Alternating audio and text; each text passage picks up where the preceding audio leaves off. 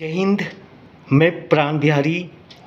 आने वाले BPSC, Bihar teacher examination, Bihar दरोगा, बिहार पुलिस, बिहार स्पेशल के तौर पे 5 महत्वपूर्ण प्रश्नों को आप तक साझा करने का प्रयास कर रहा हूँ। उम्मीद है पसंद आएगी।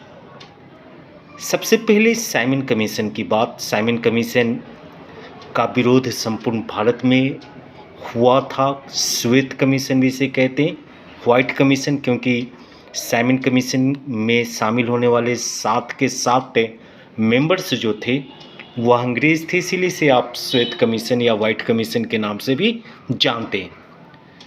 8 नवंबर 1927 ईस्वी को इंग्लैंड में गठित होने वाले इस कमीशन का जब भारत 3 फरवरी 1928 ईस्वी को पहुंचना हुआ मुंबई में, उसी दिन से साइमन कमीशन गो बैक के नारों के साथ इसकी विरोध प्रदर्शन शुरू हो गई थी।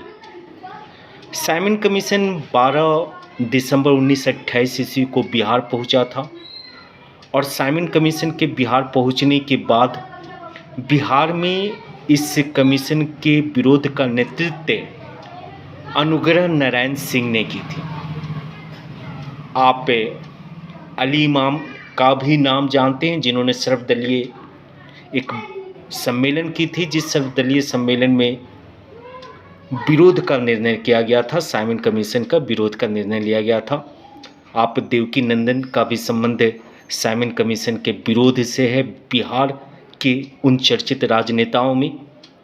तो बिहार में साइमन कमीशन के विरोध के नेतृत्वकर्ता अनुग्रह नारायण सिंह, अली इमाम तथा देवकी नंदन जी को याद किया जाना चाहिए। दूसरी, जयप्रकाश नारायण जी से संबंधित जयप्रकाश नारायण जी, जिसे आप लोकनायक जानते हैं। क्या आप इस बात को जानते हैं कि जयप्रकाश नारायण जी 1942 ईस्वी के भारत छोड़ो आंदोलन में भूमिगत रहकर उन्होंने स्वतंत्रता संग्राम में अपनी महत्ता भूमिका का निर्वहन किया था। जयप्रकाश नारायण जी किस तिथि को अपने कई अन्य दोस्तों के साथ हजारीबाग जेल की ऊंची दीवारों को कूदकर भागने में सफल रहे थे और नेपाल जाकर के उन्होंने आज़ाद दस्ते का गठन किया था। जयप्रकाश नारायण जी से प्रत्येक एग्जामिनेशन में एक सवाल जरूर बनती है और आने वाले दिनों में भी बनेगी।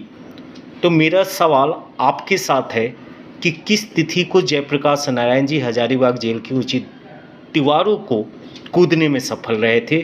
तब वह ऐतिहासिक दिन था 9 अक्टूबर 1942। दीपावली की दिन थी, पटाखे चारों ओर गुंजायमान हो रही थी और उसी पटाखों की आवाज़ में और बमों की आवाज़ में एक तरफ हमारे महान स्वतंत्रता सेनानी अपने दोस्तों के साथ हजारीबाग की ऊंची दीवारों को कूदकर भागने में सफल रहे थे 9 अक्टूबर 1942। तीसरी, गांधी जी भारत पहुंचे थे असहयोग आंदोलन के दौरान। असहयोग आंदोलन के दौरान जब वो पटना पहुंचे थे तो उन्होंने 6 फरवरी 1921 ईस्वी को सदाकत आश्रम के पास पटना में विद्या विहार कॉलेज की स्थापना की थी। आप लोगों में से सभी लोग इस बात को जानते हैं कि विद्या विहार को अब बिहार सरकार केंद्रीय विश्वविद्यालय के रूप में, केंद्रीय महाविद्यालय के रूप में स्थापित करने के लिए प्रस्ताव भारत सरकार को सुपुर्द कर चुकी है। तो 6 फरवरी 1921 ईस्वी को विद्या विहार नामक जिस कॉलेज की उद्घाटन कस्तूरबा गांधी जी, महात्मा गांधी जी और अन्य कई लोगों के माध्यम से की गई थी, उस विद्या विहार कॉलेज के प्रथम कुलाधिपति का नाम और प्रथम प्राचार्य का महोदय का नाम आपको याद रखना होगा। उम्मीद है आप लोग याद कर लेंगे।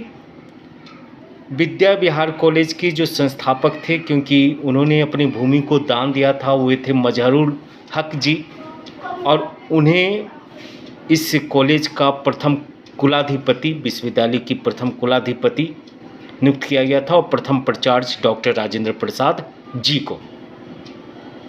आप 4th नंबर क्वेश्चंस का जवाब देंगे कि जो बिहार में होम रूल लीग आंदोलन की नेतृत्व मुख्य रूप से किसके द्वारा की गई थी? होम रूल लीग आंदोलन आप जानते हैं कि 28 अप्रैल 1916 ईस्वी को सर्वप्रथम पूना में बाल गंगाधर तिलक के द्वारा शुरू की गई थी और बाद में इसी आंदोलन का विस्तार जो होती है मद्रास में एनी बेसेंट के द्वारा की जाती है सितंबर 1916 में। और उसी आंदोलन का जो बिहार में विस्तार देखने को मिलता है, तो बिहार में इस आंदोलन की नेतृत्व जिस व्यक्ति के द्वारा की गई उनका नाम मौलाना मजहरुल हक था।